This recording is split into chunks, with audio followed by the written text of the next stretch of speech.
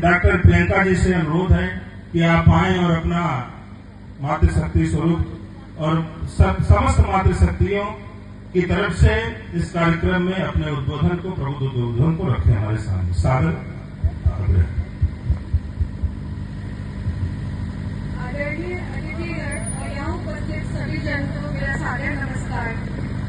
मैं आभार व्यक्त करती हूँ कि आज मुझे यहाँ एक आदर्श हिंदू परिवार कैसे बने इस विषय पर चर्चा करने का अवसर प्राप्त हुआ है।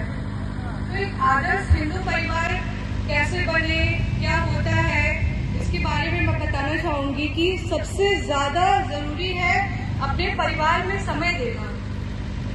आजकल की भागदौड़ भरी जिंदगी में हम इतना व्यस्त हो गए हैं, बच्चे सुबह स्कूल चले जाते हैं, शाम को कोचिंग चले जाते हैं, हम अपने काम में चले जाते हैं, ऑफिस चले जाते हैं, तो दिन भर हम इतना व्यस्त रहते हैं कि वहाँ परिवार से मिलना जुलना ये सब मुश्किल नहीं हो, संभव नहीं हो पाता है।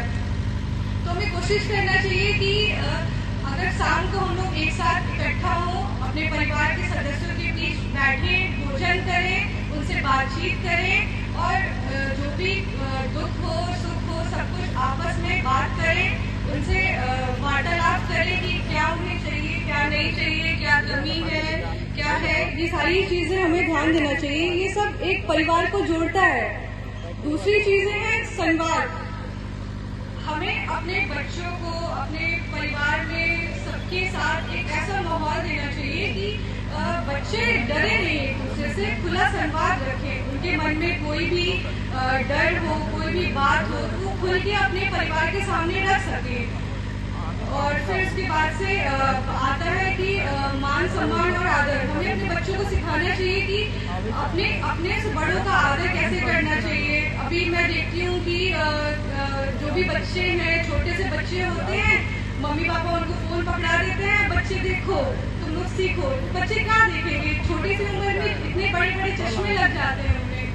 तो ये सब हमें ध्यान देना चाहिए कि फोन देने की जगह हमें उन्हें अपने आसपास की चीजों से वार्तालाप कराना चाहिए, उन्हें समझाना चाहिए कि बच्चे ये हैं, हमारे बड़ों का आदर कैसे करना चाहिए, सम्मान कैसे करना चाहिए, ये सारी चीजें अपने बच्चों को सिखानी चाहिए।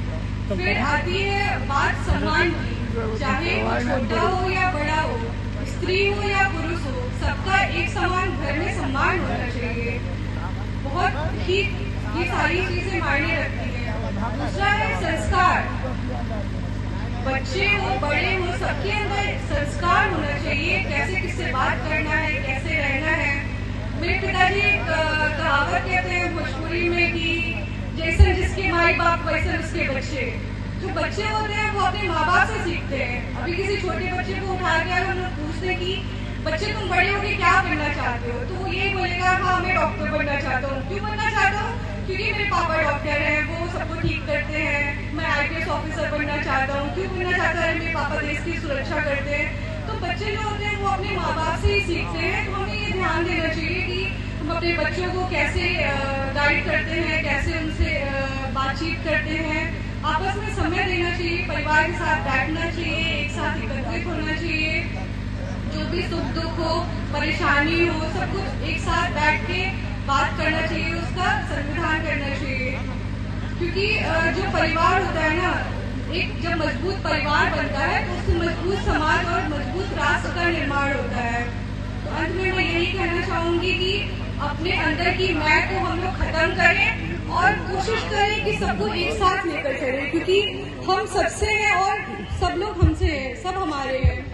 बस यही कहना चाहूंगी कि सब लोग साथ रहें, मिलजुल कर रहें, भाईचारा बना के रखें। बस थैंक यू। बहुत बहुत धन्यवाद डॉक्टर प्रियंका जी। यत्र राजेश पूज्यन्ते रमन्ते तत्र देवता, हमारी व्यवस्था है मातृशक्ति, माँ दुर्गा, माँ कामाख्या, माँ काली, बहुत सारी हमारी मातृशक्तियाँ जो भी हैं। और आपने यहाँ समस्त नारी शक्ति का प्रतिनिधित्व किया, अपना संबोधन दिया, बहुत बहुत धन्यवाद आपको। अब ये कार्यक्रम